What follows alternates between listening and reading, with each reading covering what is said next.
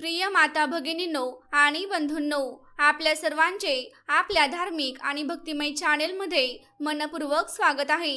आज आम्ही तुमच्यासाठी सर्व एकादशींपैकी श्रेष्ठ, अत्यंत फलदायी आणि परम पुण्यदायी आषाढ महिन्यातील एकादशीची पवित्र आणि चमत्कारिक व्रतकथा घेऊन आलो आहोत। असे मानले जाते की ही कथा केवळ श्रद्धेने ऐकली तरी जीवनात सुख, शांती, धन, वैभव आणि सौभाग्याचे आगमन होऊ लागते। श्रोत्यांनो, आषाढ महिन्यातील ही एकादशी भगवान श्री हरी विष्णू आणि माता लक्ष्मी यांना पूर्णपणे समर्पित मानली जाते।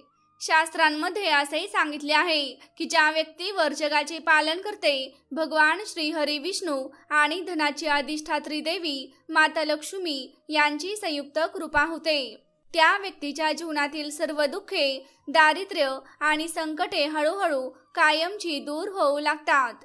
घरात अखंड सुख समृद्धी नांदते, विवाहातील सर्व अडथळे दूर होतात, संतती सुख प्राप्त होते आणि माणसाचे झोपलेले भाग्य अचानक उजळून निघते।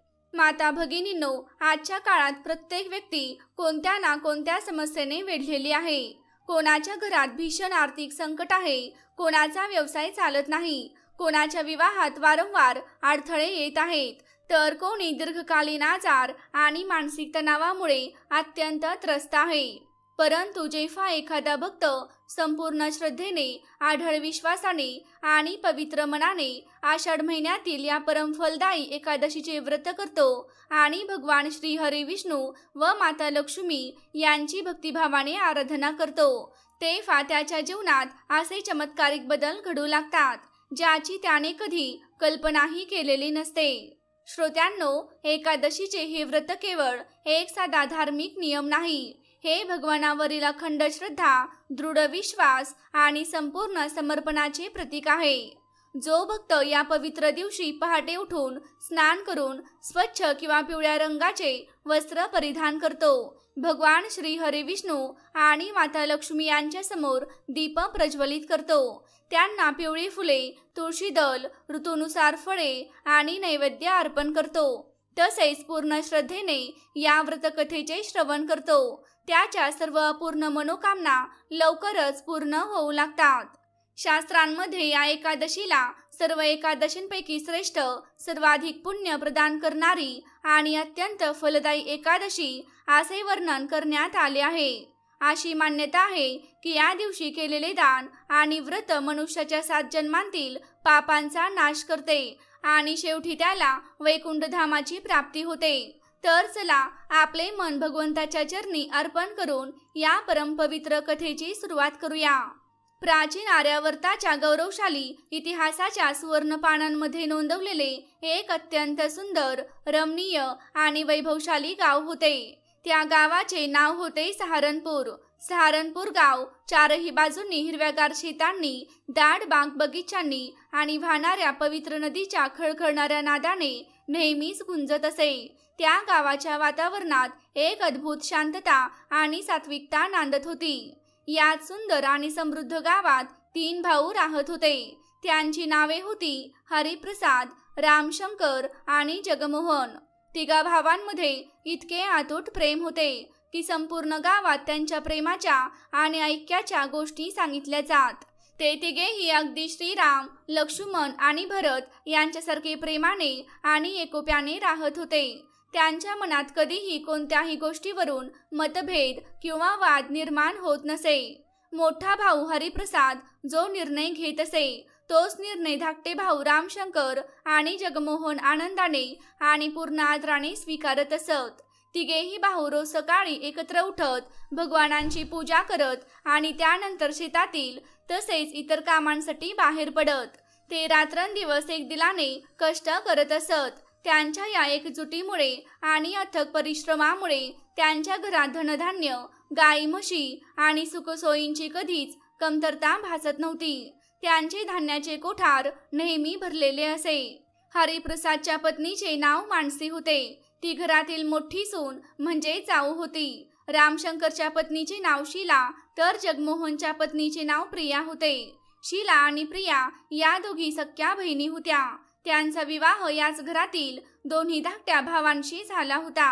तिघेही भाऊ नेहमी बाहेरच्या कामात व्यस्त असल्यामुळे त्यांना याची अजिबात कल्पना नव्हती की त्यांच्या अनुपस्थितीत घराच्या आत सर्व काही त्यांच्या समजुतीप्रमाणे सुरळीत चालत नव्हते. मोठी सून मानसी स्वभावाने अत्यंत साधी, दयाळू, शांत आणि गंभीर होती. तिच्या हृदयात सेवाभाव ओतप्रोत भरलेला होता.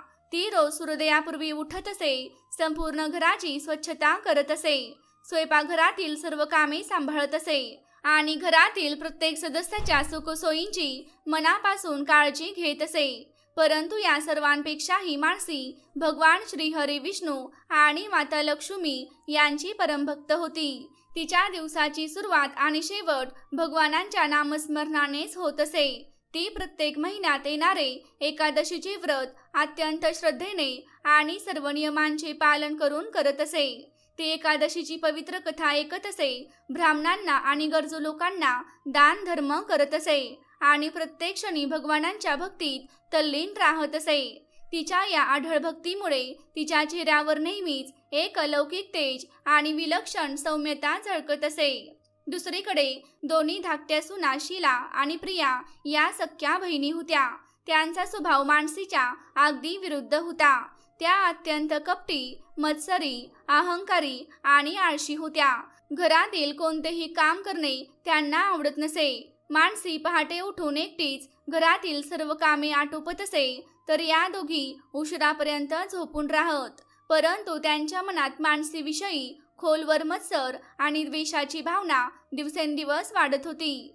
गावातील लोक आणि घरातील तिन्ही भाऊ मानसीच्या साध्या स्वभावाची, तिच्या सेवाभावी वृत्तीची आणि तिच्या भक्तीची किती मनापासून प्रशंसा करतात हे त्या पाहत असत. मानसीला मिळणारा हा सन्मान आणि परमेश्वरावरील तिची आढळ श्रद्धा शीला आणि प्रियाच्या डोळ्यात काट्यासारखी खुपत होती. त्या दोघी सतत याच विचारात असत की मानसीला कसे कमी लेखता येईल आणि तिची प्रतिमा सर्वांसमोर कशी खराब करता येईल. शीला आणि प्रिया अनेकदा घराच्या एका कोपऱ्यात बसून कुजबूज करत मानसी विरुद्ध कट रचत असत. एकदा शीला आपल्या बहिणी प्रियाला म्हणाली, पाहिलंस का प्रिया, ही जाऊ दिवसभर पूजापाठाचं नाटक करत असते. स्वतःला फार मोठी सती सावित्री समजते. घरातील तिन्ही भाऊ आणि गावातील लोकही हिचेच गुणगान गात असतात.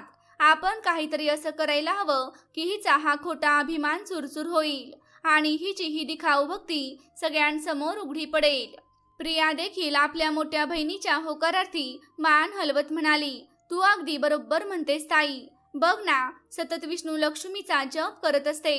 हिचं हे एकादशीचं व्रत आणि पूजापाठच तिची खरी ताकद आहे. आपण कसंही करून हिचं व्रत मोडलं किंवा हिच्या विरुद्ध अशी एखादी अफवा पसरवली की सगळेच तिचा तिरस्कार करतील, तेव्हाच आपल्या मनाला समाधान मिळेल. अशा प्रकारे त्या दोघी बहिणींच्या मनातील मानसीविषयीचा द्वेष दिवसेंदिवस अधिकच वाढत गेला. तिची भक्ती भंग करण्यासाठी आणि तिचे एकादशीचे व्रत मोडण्यासाठी त्या नवनवीन युक्त्या शोधू लागल्या. जेव्हा एकादशीचा दिवस येई आणि मानसी सर्व नियमांचे पालन करून व्रताची तयारी करू लागे, तेव्हा त्या दोघी मुद्दाम स्वयंपाकघरात असे पदार्थ बनवत असत की त्यांच्या सुगंधाने कोणाच्याही मनाचा मोह व्हावा. कधी त्या पूजेचे साहित्य लपून ठेवत जेणेकरून मानसीच्या पूजेत अडथळा निर्माण व्हावा. कधी कधी त्या लपून छपून मानसीच्या व्रतासाठी ठेवलेल्या भांड्यांना लसूण, कांदा किंवा इतर अशुद्ध वस्तूंचा स्पर्श करून ठेवत, जेणेकरून तिचे व्रत अपवित्र व्हावे.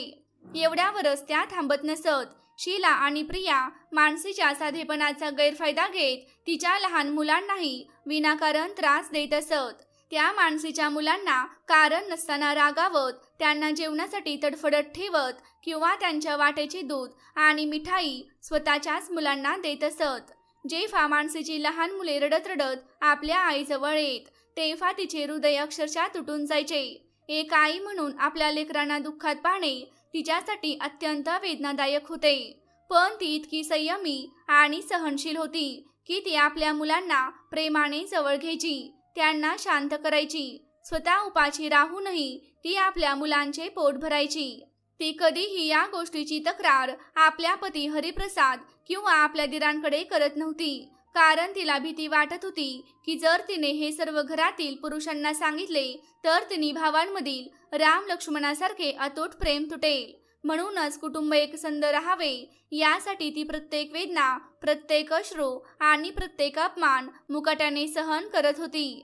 जेव्हा मानसीला असह्य वेदना व्हायच्या तेव्हा ती रडत रडत भगवान श्री हरी विष्णू आणि माता लक्ष्मी यांच्या मूर्तीसमोर जाऊन बसायची. तिच्या डोळ्यातून अश्रूंचा अखंड प्रवाह वाहू लागायचा आणि दाटलेल्या कंठाने ती प्रार्थना करायची, हे प्रभू, हे कमळनयना, हे संपूर्ण विश्वाचे पालन करता, मला इतकी शक्ती द्या की माझ्या कुटुंबाच्या सुखशांतीसाठी मी हा अपमान आणि हे दुःख सहन करू शकू. माझ्या दिरांच्या पत्नींच्या मनातील मत्सर आणि द्वेष दूर करा प्रभू, त्यांना सद्बुद्धी द्या.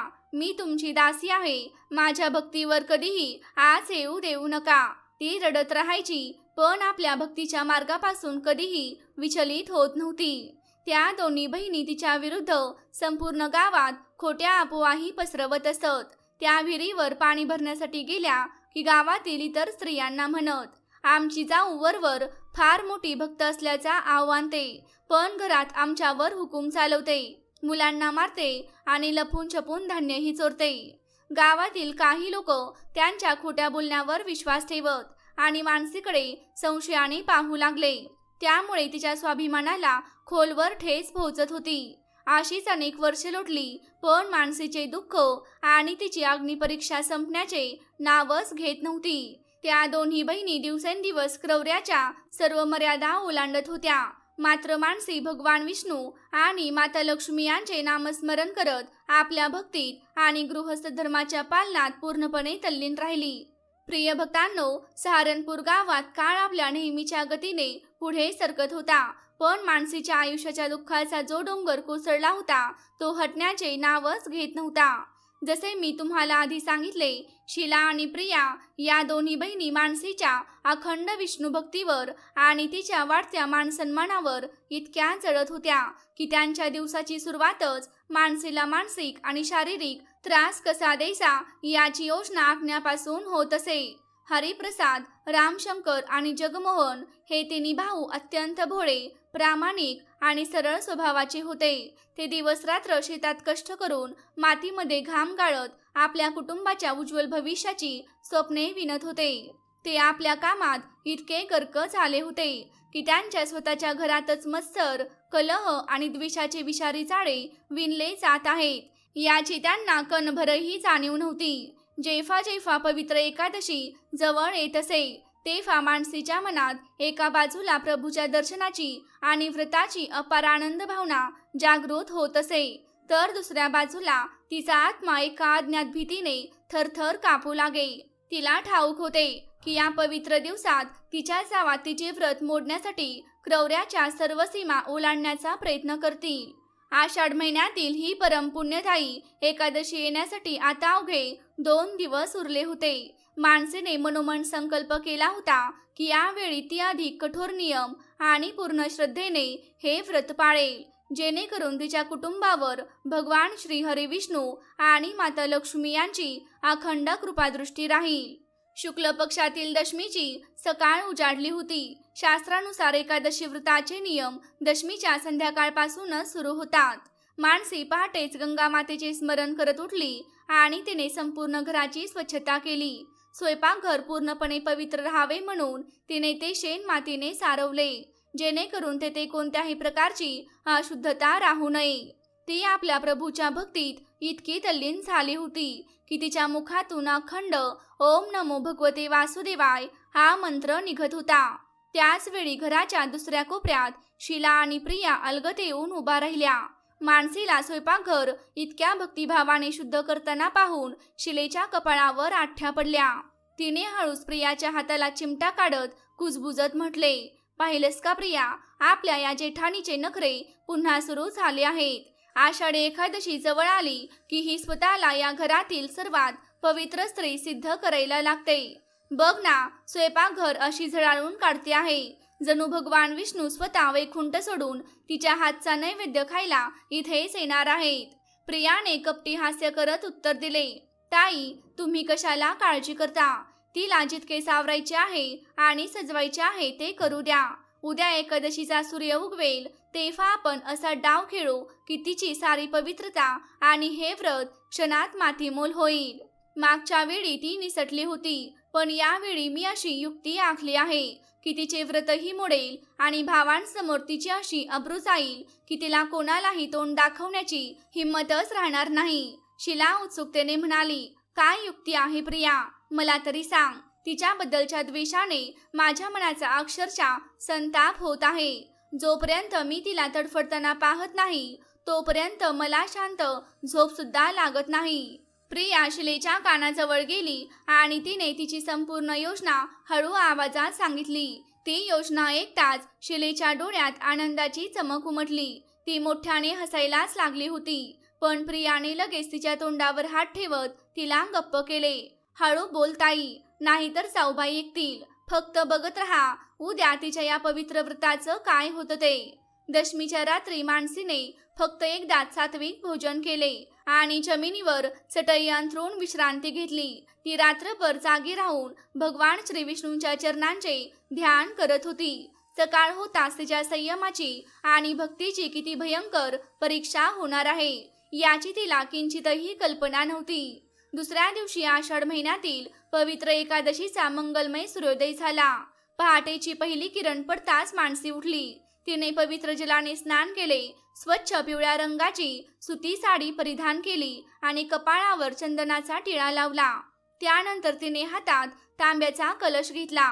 त्या कलशात शुद्ध पाणी, गंगाजल, रोली, अक्षता आणि काही पिवळे फुले होती. तुळशी मातेची आणि केळीच्या वृक्षाची पूजा करण्यासाठी ती अंगणामध्ये आली. पूर्ण श्रद्धा भावाने तिने भगवान श्री विष्णूंचे स्वरूप मानल्या जाणाऱ्या केळीच्या वृक्षाला जल अर्पण केले, दीप प्रज्वलित केला आणि त्याची प्रदक्षिणा घातली. यानंतर ती घरातील देवघरात जाऊन बसली. तेथे भगवान श्री हरी विष्णू आणि माता लक्ष्मी यांची अत्यंत सुंदर व मनोहर मूर्ती स्थापित होती. मानसीने त्या मूर्तीला पंचामृताने स्नान घातले, पिवळी वस्त्रे परिधान केली, पिवळी फुले आणि तुळशीदल अर्पण केले. ती डोळे मिटून एकादशी व्रताची कथा वाचण्यासाठी बसली. इतक्यात शीला आणि प्रिया स्वयंपाकघरात शिरल्या. प्रियाच्या हातात एक वाटी होती. त्या वाटीत लसूण, कांदा आणि काही अशुद्ध तामसिक पदार्थांची वाटलेली पेस्ट होती. शीला अंगणात उभी राहून लक्ष ठेवत होती की मानसीची नजर त्यांच्यावर पडू नये किंवा तिघा भावांपैकी कोणी अचानक घरामध्ये येऊ नये. प्रिया हळू स्वयंपाकघरात गेली आणि ते भांडे शोधू लागली ज्यामध्ये मानसीने भगवान श्री विष्णूंना नैवेद्य अर्पण करण्यासाठी गाईच्या शुद्ध दुधाची साबुदाण्याची खीर बनवून ठेवली होती. ती खीर पूर्णपणे सात्विक होती. संध्याकाळी पारणाच्या वेळी किंवा फलाहार म्हणून ती भगवानांना अर्पण करण्याचा मानसीचा विचार होता. प्रियाने अत्यंत निर्दयीपणे आणि कपटाने त्या अशुद्ध तामसिक पेस्टचा संपूर्ण भाग त्या खीरीत मिसळला. त्यानंतर चमच्याने ती खीर व्यवस्थित ढवळून काढली जेणेकरून वरून पाहिल्यावर कोणालाही काही संशय येऊ नये. एवढ्यावरच ती थांबली नाही. मानसीच्या व्रतासाठी ठेवलेल्या तांब्याच्या कलशातील पाण्यात सुद्धा तिने अशुद्ध पाण्याचे काही थेंब मिसळले. हे सर्व करून दोन्ही बहिणी बाहेर येऊन अगदी शांतपणे बसल्या, जणू त्यांनी काहीच केले नव्हते. काही वेळाने मानसीने आपली पूजा पूर्ण केली. हात जोडून तिने भगवानांना नमस्कार केला आणि देवघरातून बाहेर आली. तिचे मन प्रभूच्या भक्तीने पूर्णपणे तृप्त झाले होते. ती स्वयंपाकघरात आली जेणेकरून भगवानांच्या नैवेद्याची सामग्री व्यवस्थित झाकून सुरक्षित ठेवता येईल आणि घरातील इतर सदस्यांच्या भोजनाची व्यवस्था करता येईल. स्वतः एकादशीचे व्रत करत असूनही माणसेने कधीही घरातील इतरांच्या जेवणात कोणतीही कमतरता पडून दिली नव्हती. जशीच मानसी स्वयंपाकघरात पोचली तिला हवेत एक विचित्र आणि किळसवाना वास जाणवला. तिच्या मनात लगेचच शंकेची पाल चुकचुकली. तिने देवाच्या नैवेद्यासाठी ठेवलेल्या खिरीच्या भांड्यावरील झाकण उचलले आणि त्यातून येणारा तीव्र तामसी दुर्गंध थेट तिच्या नाकात शिरला. मानसीचे डोके गरगरू लागले. तिने चमच्याने खीर हलकेच ढवळली आणि क्षणार्धात तिच्या लक्षात आले की कोणीतरी मुद्दाम तिच्या प्रभूंच्या नैवेद्याला अपवित्र केले आहे. हे पाहताच मानसीच्या डोळ्यातून अश्रूंच्या धारा वाहू लागल्या. ती लगेच स्वयंपाकघराच्या जमिनीवर बसली आणि दोन्ही हातांनी तोंड झाकून रडू लागली. तिचे हृदय अक्षरशः विदीर्ण झाले होते.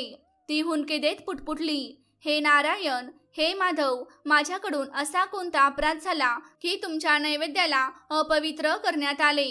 आज या महापुण्यदायी एकादशीच्या दिवशी माझ्या घरात असा कोणता अनर्थ घडला? तिला चांगलेच माहीत होते की हे कृत्य कोणी केले आहे. घरात शीला आणि प्रिया यांच्याशिवाय इतक्या खालच्या थराला जाऊ शकणारा तिसरा कोणीच नव्हता. रडत रडत माणसे स्वयंपाकघरातून बाहेर आली आणि अंगणात बसलेल्या शीला आणि प्रिया समोर जाऊन उभी राहिली. तिच्या डोळ्यात अश्रू होते, पण तिच्या आवाजात विलक्षण करुणा आणि वेदना दाटून आली होती. तिने हात जोडून म्हटले, शीला, प्रिया, तुम्ही माझा कितीही द्वेष करा, मला हवी ती शिक्षा द्या. माझ्या वाट्याचे सर्व सुख हिरावून घ्या, मला त्याची काहीच हरकत नाही. पण माझ्या पालनकर्त्या, माझ्या आराध्य श्री हरिविष्णूंच्या नैवेद्याशी असा खेळ का केला? आज एकादशीचा पवित्र दिवस आहे. भगवानांचा नैवेद्य अपवित्र करून तुम्हाला काय मिळाले बहिणींनो? तुमच्या या मत्सरामुळे आज प्रत्यक्ष भगवानांचाच अपमान झाला आहे. मानसीचे बोलणे ऐकूनही शीला आणि प्रियाच्या चेहऱ्यावर पश्चातापाचा किंचितही भाव उमटला नाही. उलट शीला ताडकन उठली, कमरेवर हात ठेवून मोठ्याने ओरडत म्हणाली, अगं एक जाऊबाई, हे तुझे रडण्याचे नाटक आता बंद कर. आमच्यावर खोटे आरोप करण्याची हिम्मतही करू नकोस. खीर बनवताना तुझ्याच हातून काहीतरी पडले असेल किंवा एखाद्या मांजरीने तोंड लावले असेल आणि आता आमच्यावर दोष ढकलतेस. खूप मोठी सती सावित्री बनतेस ना? मग स्वतःच्या वस्तू नीट सांभाळायला हव्या होत्या. आता स्वतःची चूक लपवण्यासाठी आम्हा दोघी बहिणींना बदनाम करतेस.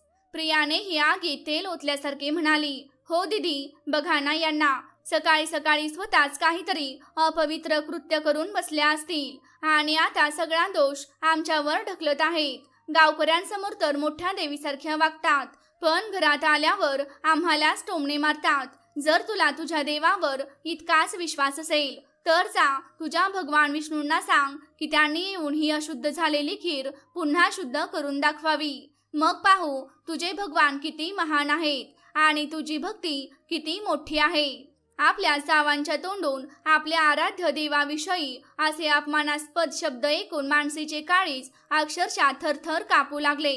तिने दोन्ही हात कानांवर ठेवले आणि रडत म्हणाली, बास कर प्रिया, माझ्या प्रभूंबद्दल असे कटू शब्द बोलू नकोस. ते घटाघटात वास करतात, ते सर्व काही पाहत असतात. तुला मला काहीही म्हणायचं असेल तर तू म्हण, पण माझ्या ईश्वराचा असा अपमान करू नकोस. इतक्यात हा वाद सुरू असतानाच सकाळपासून उपाशी असलेली मानसीची मुलं तिच्या जवळ आली. तिचा 7 वर्षाचा लहान मुलगा राघव तिच्या पदराला धरून रडत म्हणाला, आई, मला खूप भूक लागली आहे. काकूंनी मला सकाळपासून स्वयंपाकघरात जाऊ दिलं नाही. मी भाकरी मागितली तर त्यांनी मला ढकलून दिलं. आई, मला काहीतरी खायला दे ना. आपल्या लेकराच्या तोंडून हे शब्द ऐकताच मानसीच्या मातृत्वाचा बांध फुटला.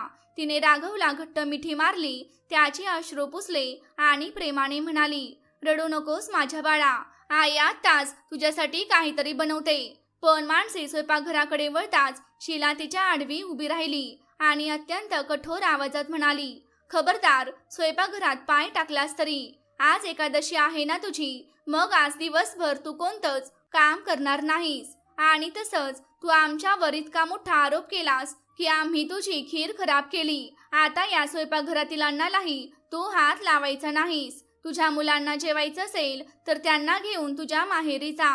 या घरातील अन्न आता तुझ्या मुलांना मिळणार नाही, जोपर्यंत तू स्वतःची चूक मान्य करत नाहीस. हे ऐकून मानसीसाठी सगळंच असह्य झालं. ती स्वतः उपाशी राहू शकत होती, प्रत्येक अपमान सहन करू शकत होती, पण आपल्या निष्पाप मुलांना उपाशी तडफडताना पाहणं तिच्यासाठी अशक्य होतं. ते दृश्य पाहून तिच्या आत्म्यालाच जणू आक्रोश फुटला. तिला समजलं की या क्षणी यांच्याशी वाद घालण्यात काहीच अर्थ नाही. तिने आपल्या मुलांचे हात हातात घेतले आणि घराच्या एका कोपऱ्यात असलेल्या आपल्या छोट्याशा खोलीत निघून गेली. आत जाऊन तिने शांतपणे दरवाजा बंद करून घेतला. कोठडीच्या आत काळोख दाटून बसला होता. मानसीने आपल्या लहान मुलांना कुशीत घेतले आणि त्यांना समजावण्याचा प्रयत्न करू लागली, पण तिची लेकरं उपासमारीने अगदी अशक्त झाली होती. मानसी भगवान विष्णूंच्या प्रतिमेसमोर गुडघे टेकून बसली आणि हंबरडा फोडून रडू लागली. तिचे ते रडणे इतके हृदयद्रावक होते की दगडालाही पाझर फुटावा. ती हात जोडून प्रार्थना करू लागली, हे करुणासागर, हे अनाथांचे नाथ, आज तुमच्या या लेकराची लाज तुमच्याच हातामध्ये आहे. प्रभू, मी उपाशी राहू शकते. या जीवनातील प्रत्येक दुःख मी हसत हसत सहन करीन, पण या माझ्या निरागस लेकरांचा काय दोष आहे? ते उपासमारीने तडफडत आहेत. प्रभू, तुमची भक्ती करण्याचे हेच फळ आहे का? नाही, मी माझ्या भक्तीवर शंका घेत नाही. हे माझ्या कर्मांचे फळ असेल. पण हे नाथ, आज या एकादशीच्या पवित्र दिवशी माझ्या मुलांना उपाशी झोपू देऊ नका. प्रभू, दया करा, दया करा. मानसीचा तो आर्त विलाप, तिची ती करुणा हाक जणू त्या छोट्याशा कोथळीच्या भिंती भेदून थेट वैकुंठ धामापर्यंत पोहोचत होती. ती पुन्हा पुन्हा भगवान विष्णू आणि माता लक्ष्मीच्या चरणी मस्तक टेकवत होती. तिच्या डोळ्यातून वाहणाऱ्या अश्रूंनी कोथळीची माती पूर्णपणे ओली झालेली होती. दुपार सरून संध्याकाळ झाली तरी ही मानसी त्याच अवस्थेत पडून होती. तिचा एकादशीचा उपवास सुरू होता, पण तिचे मन पूर्णपणे खचले होते. दुसरीकडे संध्याकाळी तिन्ही भाऊ हरिप्रसाद, रामशंकर आणि जगमोहन दिवसभर शेतात काम करून घरी परतले. ते खूप थकलेले होते, पण त्यांच्या चेहऱ्यावर समाधान दिसत होते. ते घराच्या अंगणात येताच शीला आणि प्रियाने लगेच आपल्या चेहऱ्यावर खोटे अश्रू आणले आणि मोठ्याने रडण्याचा बनाव करू लागल्या.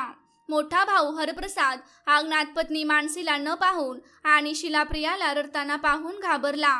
तो चिंताग्रस्त स्वरात म्हणाला, अगं शीला प्रिया, काय झालं? तुम्ही दोघी रडत का आहात? घरात सगळं ठीक आहे ना? आणि मानसी कुठे आहे? रामशंकर आणि जगमोहनही काळजीत पडले. ते फाशीला डोळे पुसण्याचे नाटक करत अतिशय कपटी स्वरात म्हणाली, दादा, आम्ही काय सांगू? आज सकाळपासून या घरात जो तमाशा सुरू आहे तो पाहून आता या घरात राहणंच कठीण झालं आहे. तुमची लाडकी आणि सती सावित्रीसारखी पत्नी मानसीने आज सकाळपासून संपूर्ण घर डोक्यावरच घेतलं आहे. हरिप्रसाद आश्चर्यचकित झाला. तो म्हणाला, मानसीने? पण ती तर कधी कुणाशी मोठ्या आवाजात सुद्धा बोलत नाही. नक्की काय झालं आहे मला स्पष्ट सांगा. तेव्हा प्रिया मध्येच बोलत म्हणाली, दादा, आज त्यांचा एकादशीचा उपवास होता. त्यांनी स्वयंपाकघरात काहीतरी बनवलं होतं, पण त्यांच्या स्वतःच्या निष्काळजीपणामुळे ते खराब झालं. कदाचित त्यात एखादा किडा पडला असेल किंवा मांजरीने तोंड लावले असेल. पण जेव्हा त्यांनी पाहिले की त्यांची मेहनत वाया गेली आहे, तेव्हा त्यांनी सगळा दोष आमच्या दोन्ही बहिणींवर ढकलला. त्या आम्हाला म्हणू लागल्या, तुम्ही दोघी चेटकिनींनी माझं व्रत मोडण्यासाठी यात विष मिसळले आहे. भाऊ, आम्ही या घरच्या सुना आहोत, तुमच्या लहान बहिणींसारख्या आहोत. आम्ही असा विचार तरी करू शकतो का? त्यांनी आम्हाला अतिशय घाणेरड्या शिव्या दिल्या आणि आमच्या मुलांनाही शाप दिला. आम्ही आमची बाजू सांगण्याचा प्रयत्न केला तेव्हा त्यांनी आपल्या मुलांना घेऊन स्वतःला खोलीत बंद करून घेतले आणि म्हणू लागल्या की त्या पोलिसांना बोलावतील आणि स्वतःचे काहीतरी वाईट करून घेतील. शीला आणि प्रियाची ही बनावट आणि खोटी कहाणी ऐकून तिन्ही भाऊ स्तब्ध झाले. हरिप्रसादला स्वतःच्या डोळ्यांवर आणि कानांवर विश्वासच बसत नव्हता. त्याला माहित होते की मानसी अशी नाही, पण जेव्हा त्याच्या दोन्ही धाकट्या भावजया रडत रडत शपथ घेऊन हे सर्व सांगत होत्या तेव्हा त्याच्याही मनात संभ्रम निर्माण झाला. रामशंकर आणि जगमोहन आपल्या पत्नींच्या बोलण्याला बळी पडले आणि त्यांच्या मनात आपल्या मोठ्या बहिणीबद्दल संताप उसळला. जगमोहन रागाने म्हणाला, दादा, हा कसला प्रकार आहे? वहिनी मोठ्या आहेत म्हणून याचा अर्थ असा नाही की त्या आमच्या बायकांवर असा घाणेरडा आरोप करतील. आज त्यांनी सगळ्या मर्यादा ओलांडल्या आहेत. तुम्ही त्यांच्याशी बोललंच पाहिजे. हरिप्रसाद जड पावलांनी मानसीच्या खोलीकडे निघाला. त्याने दार ठोठावले. मानसी, मानसी, दार उघड, बाहेर ये आणि सांग, हा सगळा तमाशा काय आहे? खोलीत बसलेल्या मानसीने जेव्हा आपल्या पतीचा आवाज ऐकला तेव्हा तिच्या बुडणाऱ्या मनाला थोडासा आधार मिळाला. तिला वाटले की तिचे पती नक्कीच तिच्यावर न्याय करतील. तिने घाईघाईने दार उघडले. दार उघडताच हरिप्रसादने पाहिले की मानसीचे डोळे रडून सुजले होते आणि तिची मुले भुकेने एका कोपऱ्यात गप्प बसली होती. मानसी घाबरलेल्या आवाजात म्हणाली, स्वामी, तुम्ही आलात. बघा ना, आज माझ्यासोबत काय घडलं. पण मानसी आपले बोलणे पूर्ण करण्याआधीच हरिप्रसादने रागाने तिला मध्येच थांबवत म्हटले, बस मानसी, मला तुझ्याकडून कोणताही खुलासा ऐकायचा नाही. शीला आणि प्रियाने मला सगळं काही सांगितलं आहे. तुझ्या या रोजच्या पूजा, पाठ आणि व्रतांबद्दल मला कधीच काही आक्षेप नव्हता. पण त्या भक्तीचा काय उपयोग जी तुला इतकी अहंकारी आणि आंधळी बनवते की तू स्वतःच्या घरातील धाकट्या सुनेवर इतका नीच आरोप करतेस. हीच का तुझी भक्ती शिकवते? हाच का तुझा धर्म आहे? आपल्या पतीच्या मुखातून हे शब्द ऐकताच मानसीच्या पायाखालची जमीन सरकली. तिला असे वाटले जणू कोणीतरी तिच्या आधी जळत असलेल्या जखमेवर आमलं ओतले. ती स्तब्ध होऊन आपल्या पतीच्या चेहऱ्याकडे पाहत राहिली. तिचा आत्मा आतून पूर्णपणे तुटून गेला. ज्या पतीसाठी आणि ज्या कुटुंबासाठी ती प्रत्येक दुःख सहन करत होती, आज त्याच पतीने तिचे म्हणणे ऐकूनही न घेता तिलाच दोषी ठरवले होते. थरथरणाऱ्या ओठांनी मानसी म्हणाली, स्वामी, तुम्हाला तुमच्या या मानसीवर किंचितही विश्वास नाही का? तुम्हाला खरंच वाटतं की मी खोटं बोलते आहे? एकदा तरी स्वयंपाकघरात जाऊन त्या नैवेद्याकडे पहा.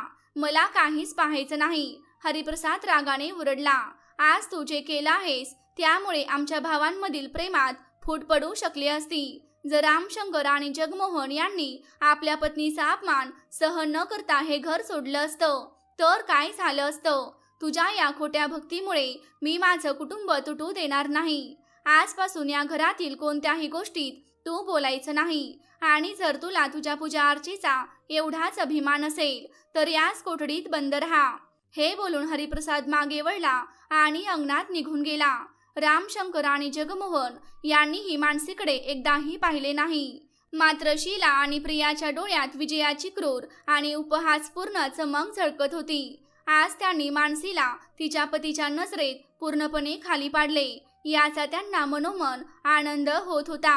मानसीने हळूच कोठडीचे दार पुन्हा बंद केले. आता त्या कोठडीत फक्त अंधार नव्हता तर तिच्या संपूर्ण आयुष्यावरच घोर निराशेची काळी छाया पसरली होती. ती भगवान विष्णूंच्या मूर्तीसमोर जाऊन बसली. आता तिच्या डोळ्यातून अश्रूही वाहत नव्हते, कारण तिच्या अश्रूंचा झराच जणू आटून गेला होता. तिचे हृदय पूर्णपणे दगडासारखे कठोर झाले होते. पण तिची ईश्वरावरील श्रद्धा मात्र पूर्वीपेक्षाही अधिक दृढ झाली होती. तिने भगवान विष्णूंच्या मूर्तीकडे पाहत हात जोडले आणि म्हणाली, हे नारायण, आज संपूर्ण जगाने माझा त्याग केला आहे. माझ्या पतीनेही मला दोषी ठरवले. आता या जगात तुमच्याशिवाय माझे कोणीच उरलेले नाही. आज ही माझी परीक्षा तुम्ही घेत आहात की हे माझे नशीब आहे मला माहीत नाही. पण आषाढ महिन्यातील एकादशीचे हे व्रत मी कधीही मोडणार नाही. जोपर्यंत तुम्ही स्वतः येऊन माझी लाज राखत नाही तोपर्यंत मी या कोठडीतून बाहेर पडणारच नाही आणि अन्नाचा किंवा पाण्याचा एक थेंब सुद्धा ग्रहण करणार नाही. माझी भक्ती खरी आहे की खोटी याचा निर्णय आता तुम्हीच करा प्रभू. मानसीने आपल्या मुलांना मिठीत घेतले आणि भगवानाचे कीर्तन करू लागली. दुसरीकडे घराबाहेर शीला आणि प्रिया स्वयंपाकघरात विविध प्रकारचे स्वादिष्ट पदार्थ बनवत होत्या तर तिन्ही भाऊ गप्प बसून गंभीर चेहऱ्याने बसले होते. घरातील वातावरण पूर्णपणे बदलले होते. मात्र त्यापैकी कोणालाही याची कल्पना नव्हती की जेव्हा एखाद्या खऱ्या भक्ताच्या अंतकरणातून अशी आर्त हाक उमटते तेव्हा वैकुंठधामात विराजमान असलेल्या भगवानाचे सिंहासन देखील डोलू लागते. भगवान श्री हरी विष्णू आणि माता लक्ष्मी आपल्या परमभक्त मानसीची ही कठोर परीक्षा आणि तिचा आढळ विश्वास पाहत होते. आता तो क्षण फार दूर नव्हता जेव्हा सहारनपूर गावात असा एक चमत्कार घडणार होता की तो पाहून प्रत्येकाच्या डोळ्यात आश्चर्य दाटून येणार होते. प्रिय भक्तांनो, सहारनपूर गावातील आषाढ महिन्यातील एकादशीची ती काळोखी आणि दुःखाने भरलेली रात्र हळूहळू सरकत होती. खोलीत बंदिस्त असलेली मानसी आपल्या मुलांना छातीशी कवटाळून फक्त भगवान विष्णू आणि माता लक्ष्मी यांच्या नावाचा अखंड जप करत होती. भुकेमुळे तिच्या मुलांच्या पोटात वेदना होत होत्या, पण आपल्या आईच्या डोळ्यातील अश्रू पाहून त्या निष्पाप लेकरांनी पुन्हा अन्नाची मागणीच केली नाही. ते शांतपणे आईच्या कुशीत डोके ठेवून झोपी गेले. मानसीच्या डोळ्यातील अश्रू आता आटले होते, पण तिच्या अंतकरणातील आध्यात्मिक ज्योत अधिकच प्रज्वलित झाली होती. ती पूर्णपणे प्रभूच्या इच्छेला समर्पित झाली होती. दुसरीकडे वैकुंठ लोकात साक्षात जगाचे पालन करता भगवान श्री हरी विष्णू क्षीरसागरात शेषनागाच्या शय्येवर विराजमान होते. तेथील वातावरण अचानक बदलू लागले. योगनिद्रेत मग्न असलेल्या भगवान विष्णूंच्या मुखावर अचानक गंभीर भाव उमटले. धनाची अधिष्ठात्री देवी माता लक्ष्मी प्रभूंचे चरण ताबत होत्या. त्यांनी प्रभूंच्या मुखमंडलावर उमटलेला हा बदल क्षणार्धात ओळखला. माता लक्ष्मी अत्यंत नम्र स्वरात म्हणाल्या, हे स्वामी, हे जगाचे पालन करता प्रभू, आपल्या या सदैव शांत आणि प्रसन्न मुखमंडलावर अचानक या चिंतेच्या रेषा कशा उमटल्या? आपल्या हृदयात ही कसली अस्वस्थता निर्माण झाली आहे? प्रभू, काय मृत्यू लोकातील आपल्या एखाद्या परमभक्तावर एवढे मोठे संकट कोसळले आहे का? नाथ, कृपया आपल्या या दासीला त्यामागचे कारण सांगावे. भगवान श्री हरी विष्णूंनी हळूहळू आपल्या कमळासारख्या सुंदर नेत्र उघडले. त्यांच्या डोळ्यात आपल्या भक्तेसाठी अपार करुणा आणि अथांग प्रेम दाटून आले होते. त्यांनी एक दीर्घ श्वास घेतला आणि माता लक्ष्मीकडे पाहत म्हणाले, हे देवी, तू अगदी सत्य बोलत आहेस. या क्षणी मृत्यू लोकातील सहारनपूर गावात माझी एक अनन्य भक्त मानसी अतिशय मोठ्या संकटात सापडली आहे. आज आषाढ महिन्यातील ही परमपवित्र एकादशी आहे, जी आम्हाला अत्यंत प्रिय आहे. अशा या शुभ दिनी त्या निष्पाप स्त्रीवर खोटा कलंक लावण्यात आला आहे. तिच्या जावांनी केवळ मत्सरापोटी माझा नैवेद्य अपवित्र केला नाही, तर तिच्या निष्पाप लेकरांनाही अन्नाच्या एका घासासाठी तडफडायला भाग पाडले आहे. देवी, सर्वात मोठे दुःख तर या गोष्टीचे आहे की तिच्या पतीने आणि संपूर्ण कुटुंबाने सत्य जाणून न घेता तिलाच पापी आणि ढोंगी समजले. त्यांनी तिला एका अंधाऱ्या खोलीत बंद करून ठेवले आहे. माणसेने आता अन्न आणि पाण्याचा पूर्णपणे त्याग केला आहे. तिने असा कठोर संकल्प केला आहे की जोपर्यंत आपण स्वतः जाऊन तिच्या सन्मानाचे रक्षण करत नाही, तोपर्यंत ती आपल्या प्राणांचेही अर्पण करील. तिची ही करुणा अर्थहाग माझ्या हृदयाचा वेध घेत आहे. लक्ष्मी, आता मला वैकुंठात शांत बसवत नाही. मानसीची ही दुःखद अवस्था ऐकून माता लक्ष्मीचे हृदयही द्रवून गेले. त्यांच्या डोळ्यात अश्रू दाटून आले. करुणा आणि संताप यांनी भरलेल्या स्वरात माता लक्ष्मी म्हणाल्या, हे प्रभू, हा तर अत्यंत मोठा अनर्थ आहे. जी स्त्री प्रत्येक महिन्यात येणारी एकादशी अत्यंत श्रद्धेने, नियमपूर्वक आणि निर्मळ मनाने पाळते, जी प्रत्येक क्षणी आपले स्मरण करत असते, तिच्याशी असा निर्दयी आणि अमानुष व्यवहार. हे नाथ, आता क्षणाचाही विलंब करू नका. चला, आपण ताबडतोब मृत्यूलोकात जाऊया. त्या दुष्ट शिला आणि प्रियाचा अहंकार चिरडून टाकूया आणि आपल्या लाडक्या भक्त मानसीच्या डोळ्यातील अश्रू आपण पुसून टाकूया.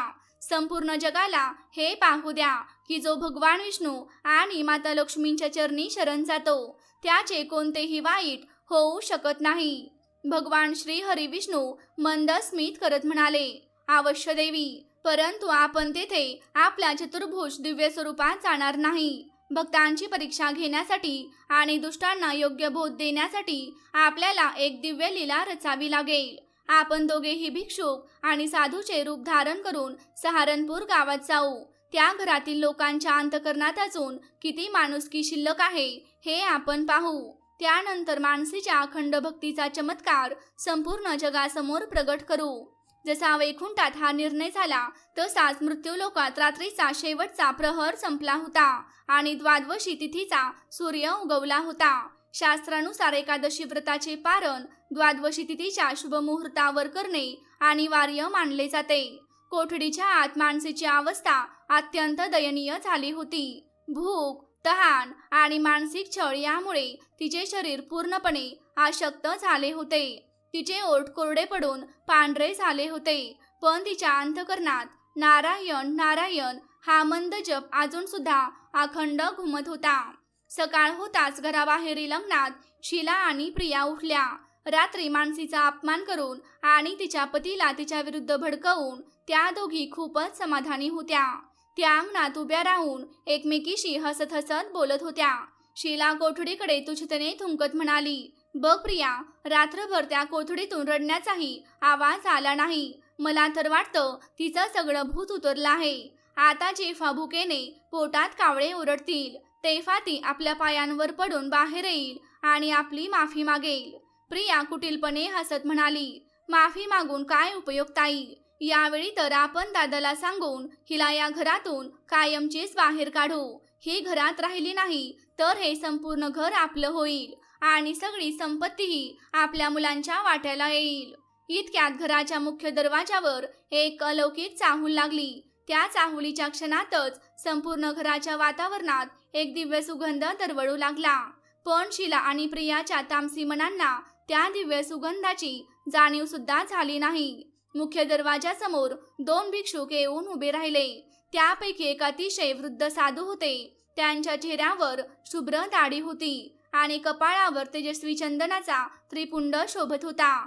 त्यांच्या हातात लाकडी काठी आणि कमंडलू होते. त्यांच्यासोबत एक अत्यंत सौम्य तेजस्वी वृद्ध स्त्री होती. त्यांनी फाटके पण अत्यंत स्वच्छ वस्त्र परिधान केले होते. ते प्रत्यक्ष भगवान श्री हरी विष्णू आणि माता लक्ष्मी होते, जे भिक्षुकाचे रूप धारण करून तेथे आले होते. त्या साधूंनी मुख्य दरवाजासमोर उभे राहून आपल्या गंभीर आणि भारदस्त आवाजात हाक दिली, आलक निरंजन नारायण हरी, माई भिक्षा द्या. दाराशी आलेल्या साधू संतांना अन्न आणि पाणी द्या. भगवंत तुमचे कल्याण करतील. त्या साधूंचा आवाज इतका प्रभावशाली होता की अंगणात बसलेल्या शीला आणि प्रिया दचकून उठल्या. कुरकुरत आणि पुटपुटत त्या दोघी मुख्य दरवाजाकडे जाऊ लागल्या. साधूंचे दिव्य रूप पाहताच एका क्षणासाठी तिचे मनही थबकले. पण तिच्या अंतःकरणात भरलेल्या अहंकाराने त्या सात्विक भावनेला क्षणार्धात दाबून टाकले. शीला रागाने म्हणाली, आहो बाबा, सकाळी सकाळी कुठून येता भीक मागायला?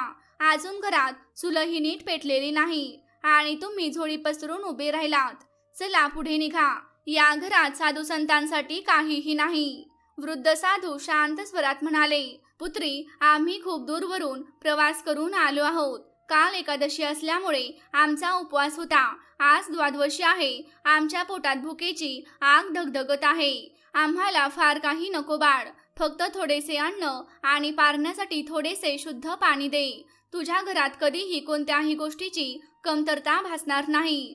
भगवान विष्णू आणि माता लक्ष्मी यांचा आशीर्वाद तुझ्या या सुंदर कुटुंबावर सदैव राहील. भगवान विष्णू आणि माता लक्ष्मी यांचे नाव ऐकताच शीलाच्या अंगाचा तिळपापड झाला. तिला लगेच मानसीची आठवण झाली.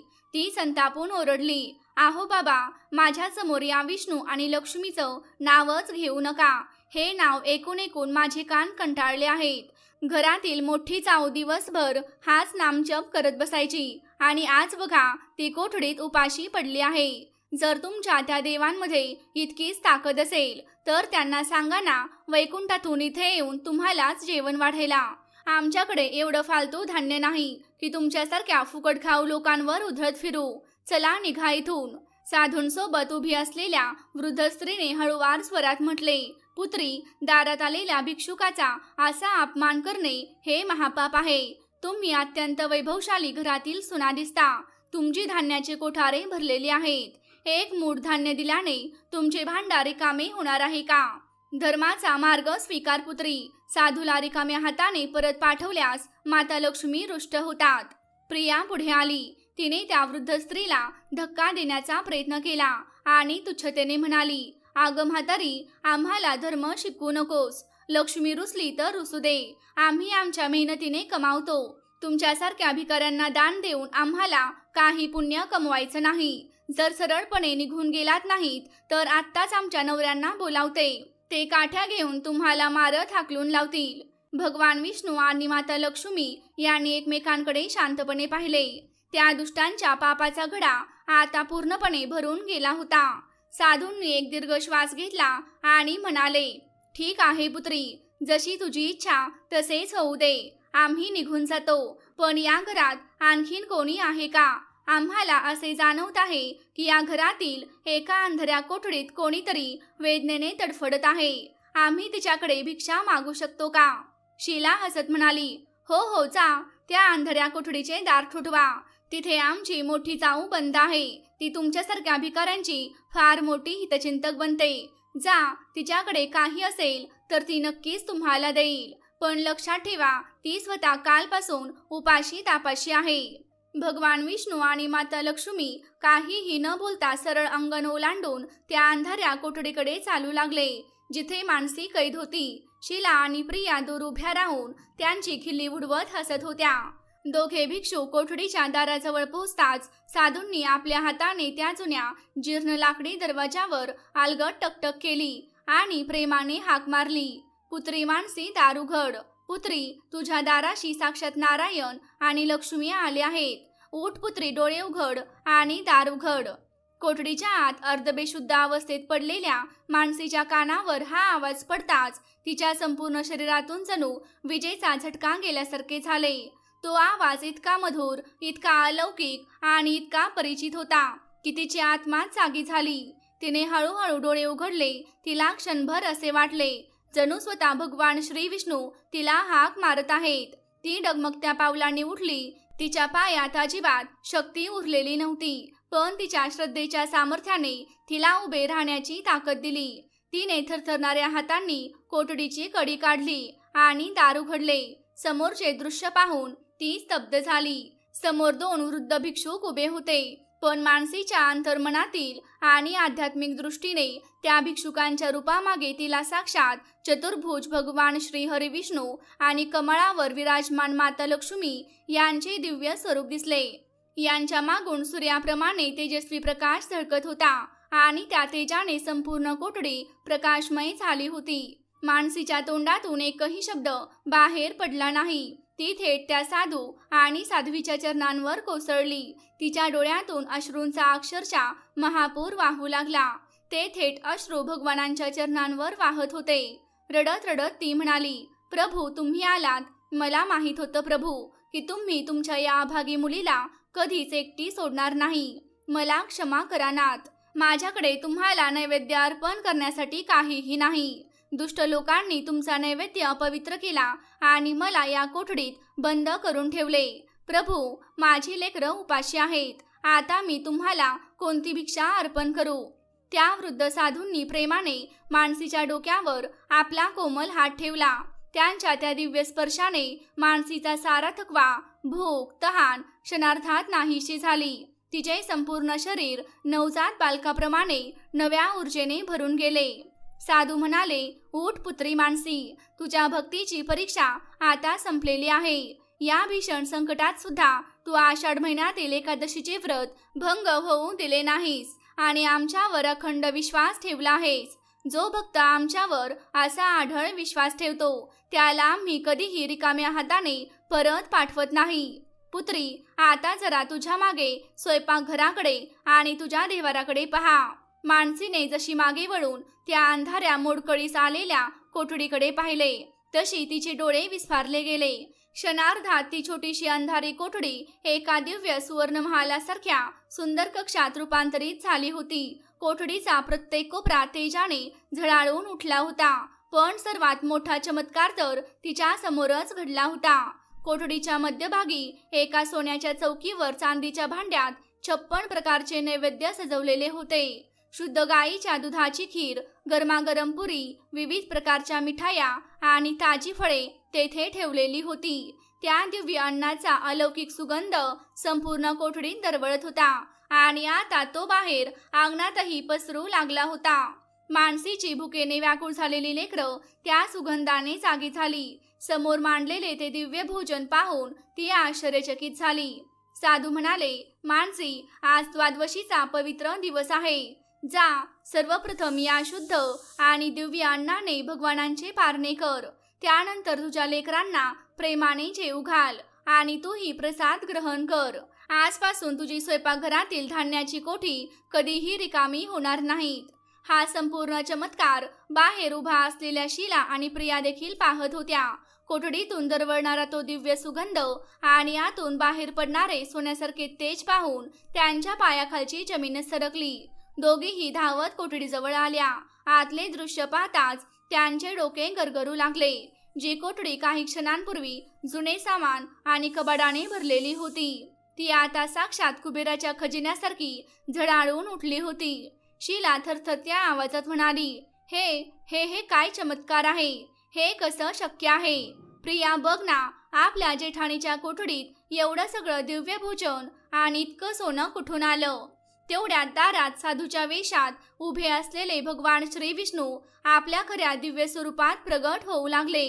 त्या वृद्ध साधूचे शरीर क्षणार्धात अदृश्य झाले आणि त्या ठिकाणी 4 भुजा असलेले, हातात शंख, चक्र, गदा आणि पद्म धारण केलेले नीलमण्यासारख्या श्यामवर्णाचे भगवान श्री हरी विष्णू साक्षात प्रगट झाले. त्यांच्या मुकुटाचे तेज सूर्यालाही लाजवेल असे होते. त्यांच्या शेजारी उभी असलेली वृद्ध स्त्री आपल्या खऱ्या स्वरूपात प्रगट झाली. ती लाल बनारसी साडी परिधान केलेली, हातात वरद मुद्रा धारण केलेली, सोन्याच्या दागिन्यांनी अलंकृत अशी धनाची अधिष्ठात्री देवी माता लक्ष्मी होती. हे अद्भुत, अलौकिक आणि विस्मयकारक दृश्य पाहताच शीला आणि प्रियाच्या पायाखालची जमीनच सरकली. त्या दोघी भीतीने थरथर कापू लागल्या आणि जमिनीवर कोसळल्या. संपूर्ण घरात जय श्री हरी, जय माता लक्ष्मी अशा जयघोषांचा निनाद घुमू लागला. प्रिय भक्तांनो, सहारनपूर गावातील त्या छोट्याशा जीर्ण आणि अंधाऱ्या घराच्या दारात जेव्हा जगाचे पालन करता भगवान श्री हरी विष्णू आणि धनाची देवी माता लक्ष्मी आपल्या परमदिव्य, अलौकिक, अनादी आणि अनंत स्वरूपात प्रगट झाले, तेव्हा जणू संपूर्ण ब्रह्मांडच त्यांच्या दिव्य तेजाने उजाळून निघाले. भगवान विष्णूंच्या चतुर्भुज स्वरूपाचे दर्शन होताच सृष्टीतील कण धन्य झाला. त्यांच्या एका हातात वेगाने फिरणारे सुदर्शन चक्र होते, दुसऱ्या हातात पांचजन्य शंख शोभत होता, तिसऱ्या हातात कौमुदकी गदा आणि चौथ्या हातात अत्यंत सुंदर असे कमळ विराजमान होते. त्यांच्या श्यामवर्णी देहावर परिधान केलेले पितांबर इतके तेजस्वी भासत होते की जणू स्वयं सूर्यदेवांनीच त्या वस्त्रांचे रूप धारण केले होते. त्यांच्या गळ्यातील वैजयंतीमाला आणि कौस्तुभमणी दिव्य प्रकाशाने झळाळून उठले होते. त्यांच्या शेजारी उभ्या असलेल्या माता लक्ष्मी ममता, करुणा आणि ऐश्वर्याची साक्षात मूर्तीच असेही भासत होत्या. त्यांच्या करकमलांतून भक्तांना अभय, कृपा आणि अखंड समृद्धी प्रदान करणारी दिव्य ऊर्जा सतत प्रवाहित होत होती. हे दिव्य दर्शन पाहून आतापर्यंत अहंकाराच्या नशेत बुडालेल्या आणि मानसीला सतत टोमणे मारणाऱ्या शीला आणि प्रियाच्या अंगातील रक्त जणू गोठूनच गेले. त्या दिव्य तेजाकडे पाहण्याचेही सामर्थ्य त्यांच्या डोळ्यामध्ये उरले नव्हते. त्यांच्या अंतःकरणात साचलेला पाप, मत्सर आणि द्वेषाचा काळामळ भगवानांच्या त्या पवित्र प्रकाशासमोर क्षणाक्षणाला वितळू लागला. त्या दोघी थरथरत गुडघ्यावर कोसळल्या. त्यांचा सारा अहंकार, सगळी कपट बुद्धी आणि सगळा गर्व एका क्षणात तृणासारखा उडून गेला. भीतीने त्यांच्या तोंडातून एक शब्दही बाहेर पडत नव्हता. त्या फक्त हात जोडून थरथर मान खाली घालून बसल्या होत्या. कोठडीच्या आत आपल्या मुलांसोबत बसलेली मानसी भगवानांचे ते दिव्य स्वरूप पाहताच स्वतःचे भान विसरून गेली. तिच्या डोळ्यातून वाहणारी अश्रूंची धारा आता दुःखाची नव्हती, तर परम आनंदाची आणि अखंड भक्तीची होती. तिने भगवानांच्या चरणांवर आपले मस्तक ठेवले आणि गदगदलेल्या कंठाने त्यांची स्तुती करू लागली. हे करुणासागर, हे अनाथांचे नाथ, हे दीनदयाळ प्रभू, आज या दासीचे जीवन धन्य झाले. आज आषाढ महिन्यातील या एकादशीच्या व्रताचे आणि माझ्या अनेक पिढ्यांच्या पुण्याचे फळ मला प्राप्त झाले. स्वयं लक्ष्मी नारायण माझ्या या तुच्छ दाराशी पावले टाकून आले आहेत. प्रभू, मी अज्ञानी आहे. तुमची माया मला समजत नाही. माझ्याकडून जाणून किंवा अजाणतेपणी काही चूक झाली असेल तर मला क्षमा करा नाथ. माझ्या मुलांची भूक आणि माझ्या या ओसाड जीवनाला आज तुम्ही जे दिव्यत्व दिले आहे त्यासाठी मी तुमच्या चरणी कोटी कोटी प्रणाम करते. भगवान श्री हरी विष्णूंनी मंद स्मित करत आपल्या कोमल हातांनी मानसीला उभे केले. त्यांच्या त्या दिव्य स्पर्शाने मानसीच्या अंतरात्म्यात अशी असीम शांती आणि अद्भुत शक्ती संचारली की तिचे संपूर्ण अस्तित्वच बदलून गेले.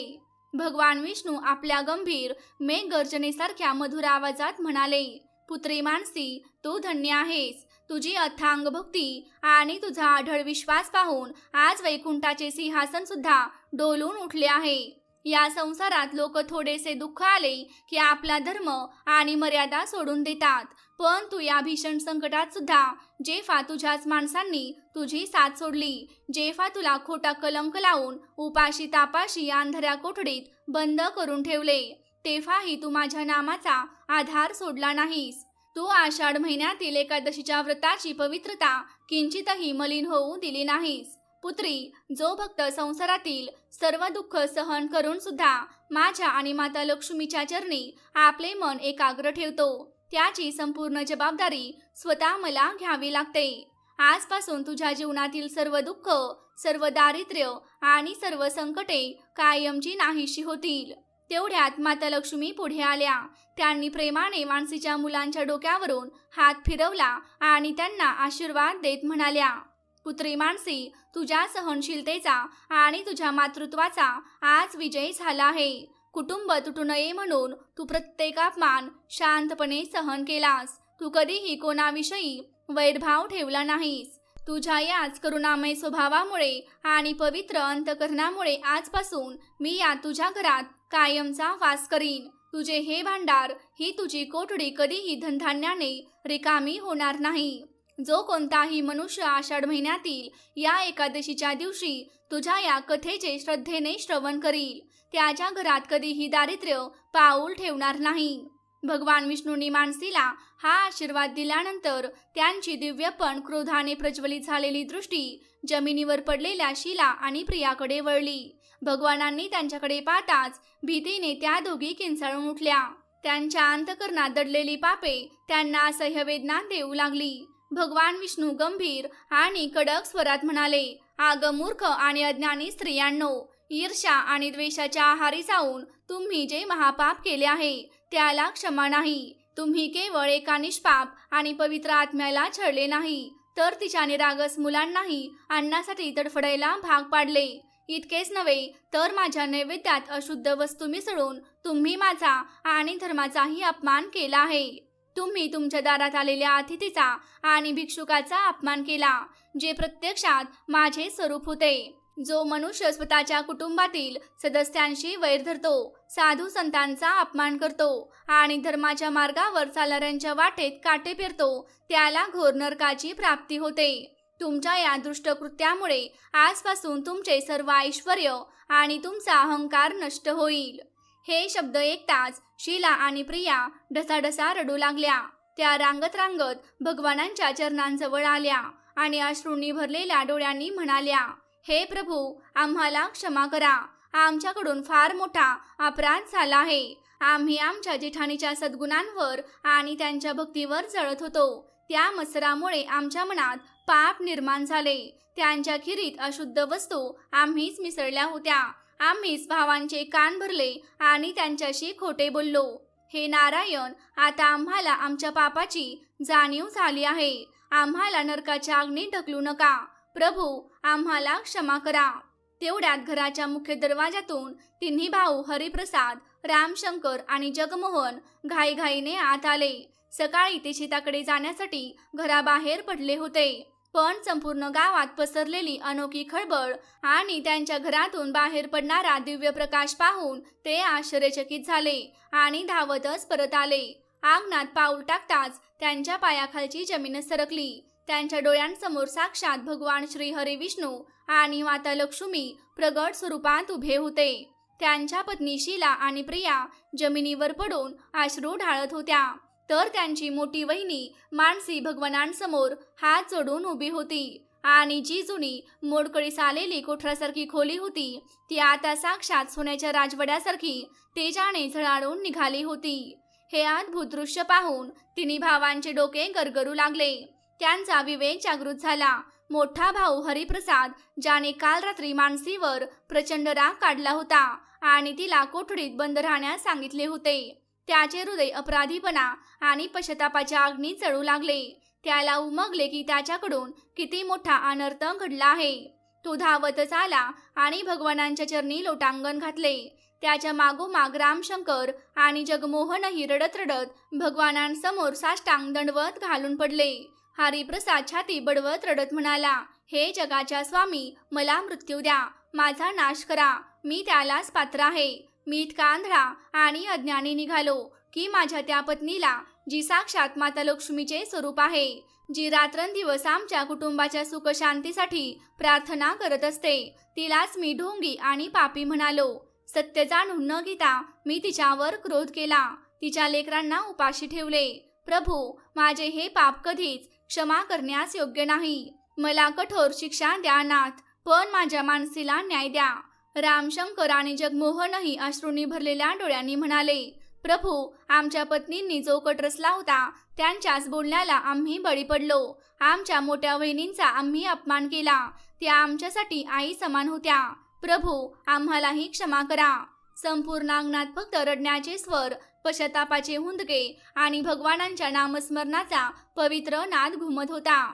सहारनपूर गावातील ते घर त्या क्षणी एका परम पवित्र तीर्थक्षेत्रात परिवर्तित झाले होते, जिथे साक्षात भगवान श्री विष्णू आणि माता लक्ष्मी मनुष्यांच्या पापपुण्याचा न्याय करत होते.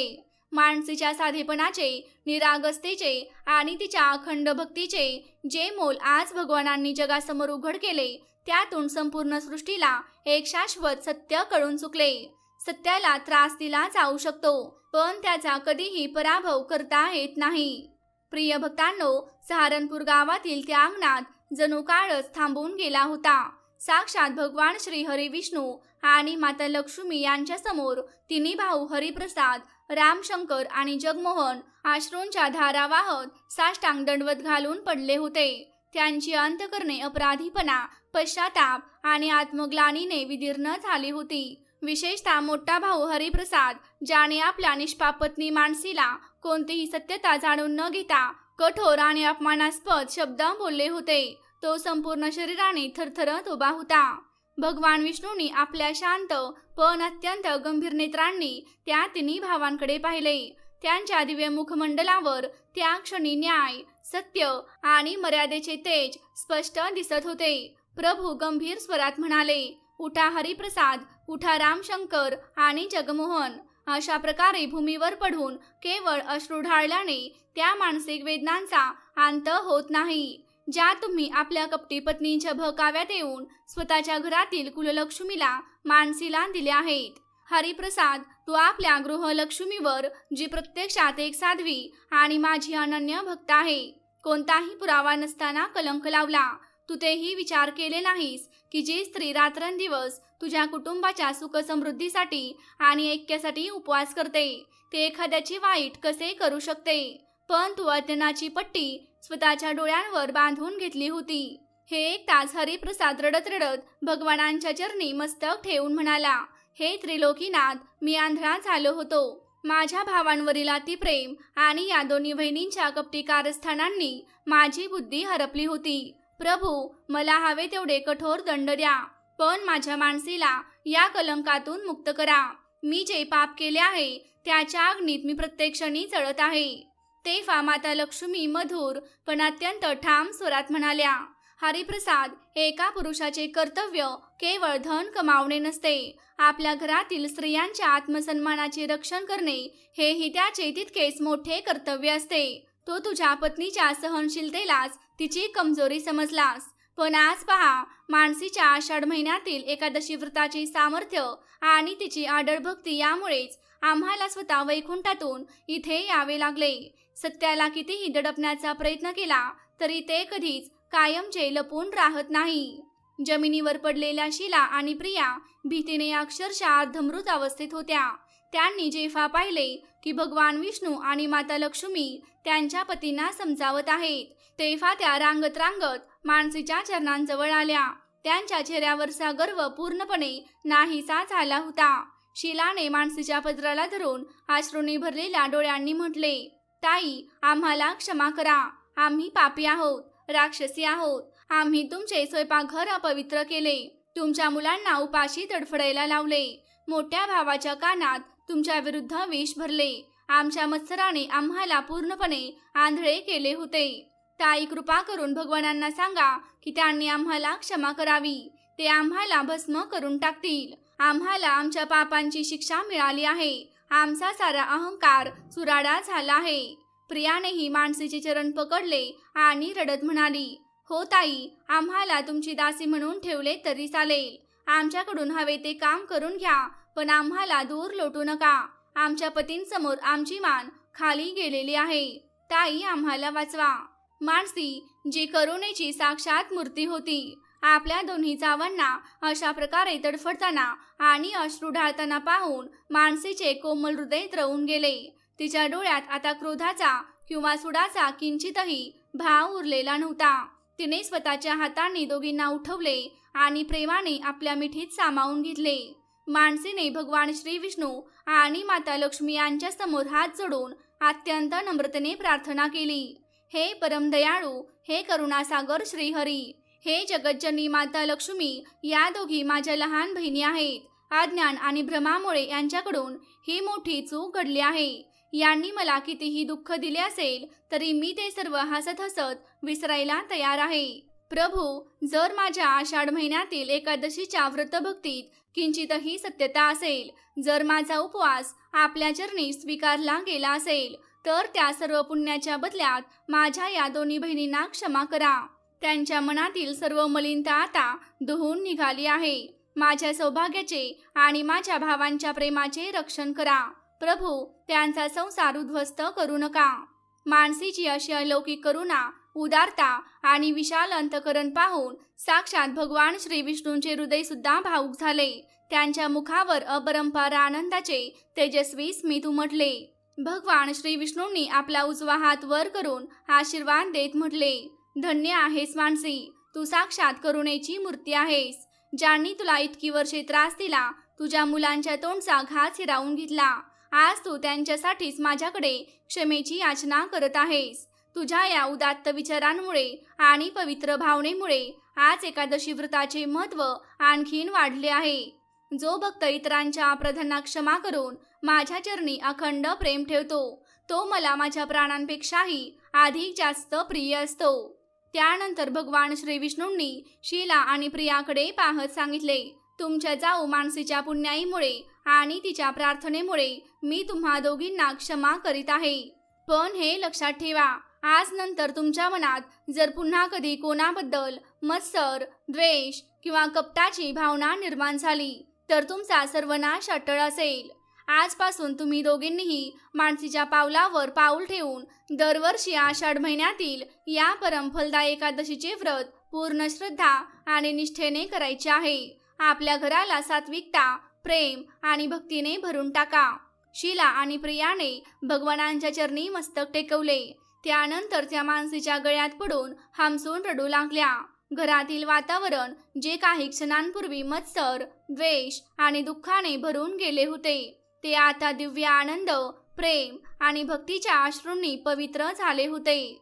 तेवढ्यात भगवान श्री विष्णू आणि माता लक्ष्मी यांनी हरिप्रसाद, रामशंकर आणि जगमोहन यांना आपल्या जवळ बोलावले आणि म्हणाले, भक्तांनो, तुमची एकजूट आणि परस्परांवरील प्रेम हे या संपूर्ण गावासाठी आदर्श राहिले आहे. हे प्रेम, ही एकता आणि हा विश्वास आयुष्यभर जपून ठेवा. तुझी पत्नी मानसीमुळे आजपासून तुमच्या घरात कधीही दारिद्र्य, रोग किंवा शोक यांचा वास होणार नाही. ही कोठाराची खोली जी आता सुवर्णमहालात परिवर्तित झालेली आहे, ती तुमच्या ऐश्वर्याचे प्रतीक म्हणून कायम राहील. परंतु या संपत्तीचा उपयोग तुम्ही नेहमी दीनदुबळ्यांची आणि गरजूंची सेवा करण्यासाठी कराल. भगवानांनी हे वचन उच्चारताच आकाशातून देवतांनी पुष्पवृष्टी सुरू केली. संपूर्ण सहारनपूर गावात शंखनाद आणि दुदुंबीचे मंगलध्वनी घुमू लागले. घराबाहेर जमलेले गावकरी सुद्धा हा अलौकिक चमत्कार पाहून धन्य झाले. भगवान श्री हरी विष्णू आणि माता लक्ष्मी यांनी मानसी व तिच्या संपूर्ण कुटुंबाकडे शेवटची प्रेमळ, मंद स्मिताने भरलेली कृपादृष्टी टाकली आणि क्षणार्धात ते दोघेही आपल्या परमधाम वैकुंठात अंतर्धान पावले. भगवान अंतर्धान पावल्यानंतरही संपूर्ण कुटुंब त्या पवित्र स्थळातील दिव्यतेचा अनुभव घेत होते. माणसाने तत्काळ त्या सुवर्ण चौकीवर सजवलेल्या 56 भोगांमध्ये तुलसीदल अर्पण करून भगवान विष्णूंना नैवेद्य अर्पण केला. त्यानंतर पारणाची वेळ संपण्यापूर्वी अत्यंत आनंदाने आणि उत्साहाने तिने आपल्या पतीला, दिरांना, जावांना आणि मुलांना तो दिव्य प्रसाद वाढला. स्वतःही प्रसाद ग्रहण करून तिने आषाढ महिन्यातील एकादशी व्रताचे पारण पूर्ण केले. प्रिय भक्तांनो, भगवान श्री हरी विष्णू आणि माता लक्ष्मी अंतर्धान पावल्यानंतरही सहारनपूर गावातील त्या छोट्याशा घराची अंगण दिव्य स्पंदांनी भरून गेले होते. वातावरणात चंदन आणि पारिजातकाच्या फुलांचा सुगंध तरवळत होता. जी जीर्ण अंधारी कोठाराची खोली कधी काळी दुःखांचे निवासस्थान होती, ती आता अत्यंत भव्य, तेजस्वी आणि दैदिप्यमान सुवर्णमहालात रूपांतरित झाली होती. तिच्या आत चांदीच्या भाड्यांमध्ये सजवलेले 56 भोग हे याचे जिवंत साक्षीदार होते की प्रभूंनी आपल्या परमभक्त मानसीची आर्तहाक ऐकली होती. मोठे धीर हरिप्रसाद, रामशंकर आणि जगमोहन अजूनही आपली मोठी वहिनी मानसी समोर हात जोडून उभे होते. त्यांच्या मनात पश्चाताप आणि आदर यांचे मिश्र भाव दाटून आले होते. हरिप्रसाद पुढे आला आणि मानसीच्या चरणांना स्पर्श केला. त्याच्या डोळ्यात पश्चातापाचे अश्रू दाटले होते. थरथरत्या आवाजात तो म्हणाला, मानसी, मला क्षमा कर. मी माझी विवेकबुद्धी गमावली होती आणि तुझ्या या निस्वार्थ भक्तीला मी ढोंग समजलो. तुझ्या या एकादशी व्रताचे महत्त्व ओळखण्यात माझ्याकडून फार मोठी चूक झाली. आज साक्षात भगवान श्रीनारायण आणि माता लक्ष्मी आमच्या घरी येऊन आमच्या अज्ञानाचा आरसाच मला दाखवून गेले. या घराची मोठी सून तू नाहीस, तर साक्षात सात्विकतेची आणि धर्माची जिवंत मूर्ती आहेस. हे ऐकता शीला आणि प्रियाही आपल्या ज्येष्ठ वहिनी मानसीच्या चरणांशी येऊन बसल्या. त्यांच्या मनातील मत्सर, द्वेष आणि अहंकाराचा सर्व मळ पूर्णपणे धुवून गेला होता. शीला रडत रडत म्हणाली, जीजी, आम्ही तुम्हाला जितका त्रास दिला तितक्याच प्रेमाने तुम्ही आम्हाला कवेत घेतलं. आमच्या कपटी स्वभावामुळे तुम्हाला आणि तुमच्या मुलांना इतके दुःख सहन करावे लागले. तरी सुद्धा तुम्ही देवाकडे आमच्या क्षमेसाठी प्रार्थना केली. आजपासून तुम्ही जे सांगाल तेच आम्ही करू. आम्हाला तुमच्या मायेच्या छायेखाली ठेवा. प्रियानेही आपली चूक मान्य करून मानसीकडे आशीर्वाद मागितला.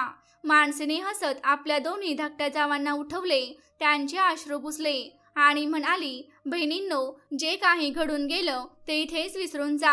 हे सर्व माझ्या नारायणाचीच लीला होती. आपल्या सर्वांवर विशेष कृपा करण्यासाठी त्यांनी हा मार्ग निवडला. आज आषाढ महिन्यातील या परमपुण्यदायी एकादशीचे महात्म्य सिद्ध झाले आहे. चला आता आपण सर्वजण मिळून हा दिव्य प्रसाद संपूर्ण गावात वाटूया, जेणेकरून प्रभूच्या या कृपेपासून एकही व्यक्ती वंचित राहणार नाही. मानसीच्या सांगण्यावरून तिन्ही भाऊ आणि तिन्ही बहिणींनी मिळून त्या सुवर्णमय कोठारातून 56 भोगांनी सजलेली ताटे उचलली आणि घराच्या मुख्य प्रवेशद्वाराजवळ आले. बाहेर संपूर्ण सहारनपूर गावातील लोकांची मोठी गर्दी जमली होती. जे लोक यापूर्वी शीला आणि प्रियाने पसरवलेल्या खोट्या अफवांवर विश्वास ठेवून मानसीकडे संशयाच्या नजरेने पाहत होते, तेच आता श्रद्धेने मस्तक झुकून उभे होते. कारण त्यांनी स्वतःच्या डोळ्यांनी त्या घरातून प्रकट झालेला अलौकिक तेजोमय प्रकाश आणि भगवानांच्या दिव्य स्वरूपाचे दर्शन घेतले होते.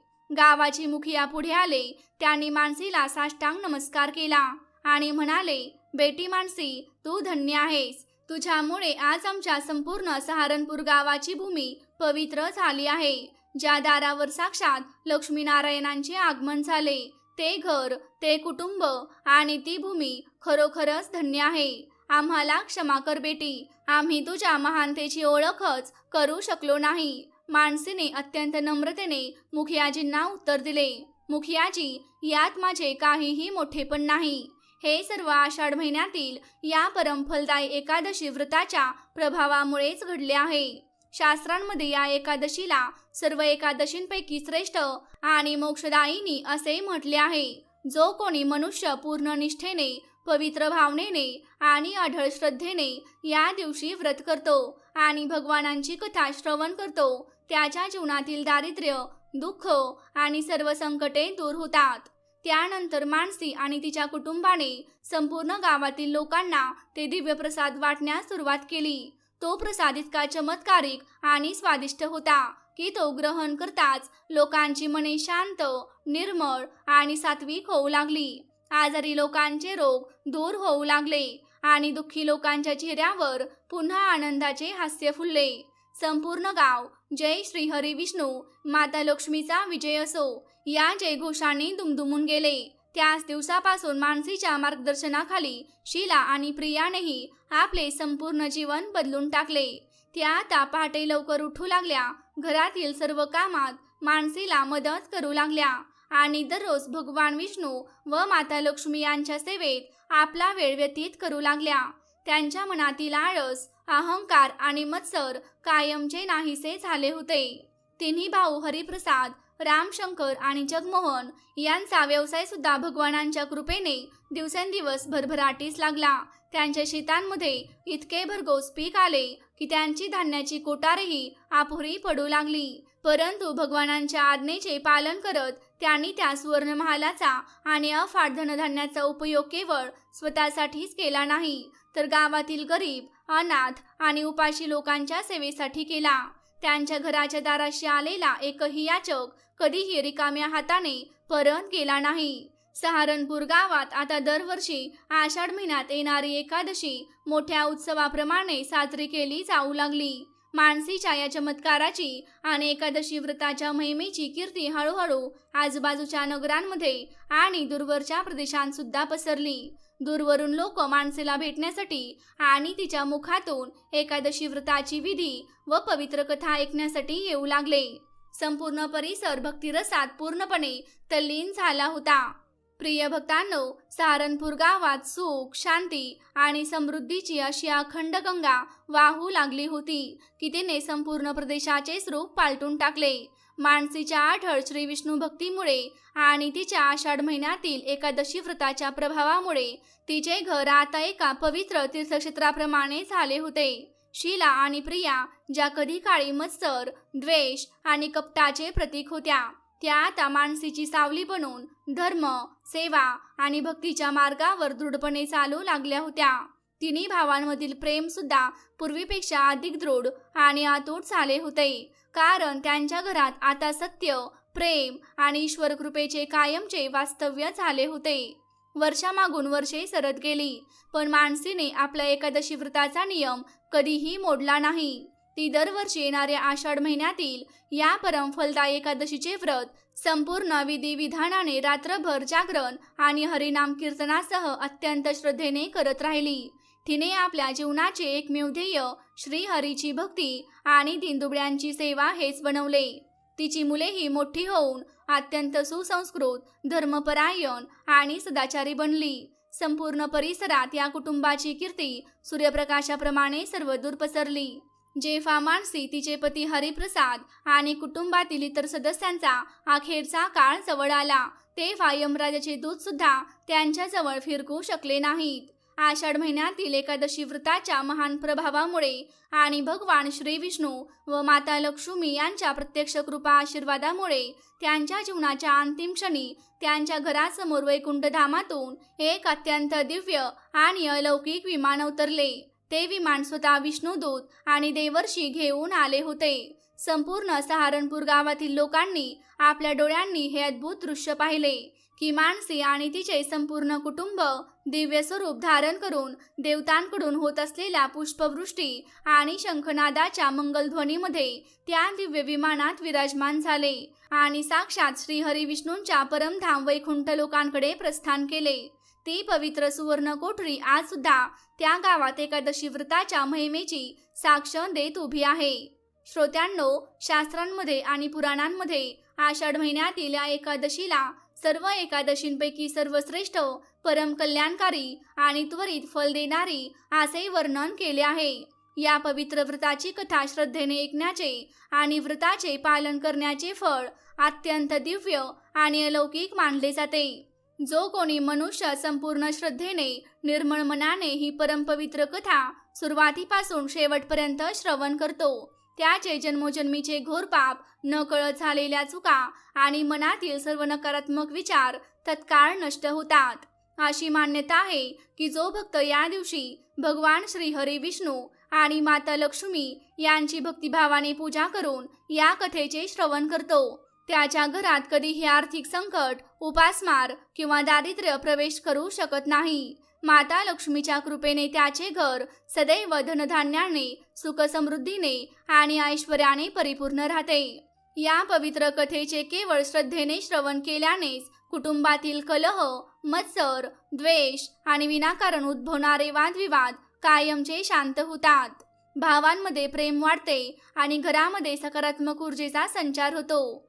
ज्या कन्या किंवा युवकांच्या विवाहात अडथळे येत असतील किंवा ज्यांना संतती सुखाची प्राप्ती होत नसेल, त्यांच्यासाठी आषाढ महिन्यातील या एकादशीच्या व्रतकथेचे श्रवण अमृतासमान फलदायी मानले जाते. शास्त्रानुसार या महापुण्यदायी एकादशीचे व्रत करणाऱ्या आणि तिची कथा संपूर्ण श्रद्धेने ऐकणाऱ्या मनुष्याला जीवनाच्या शेवटी सांसारिक बंधनातून मुक्ती मिळते आणि त्याला साक्षात वैकुंठधामात स्थान प्राप्त होते.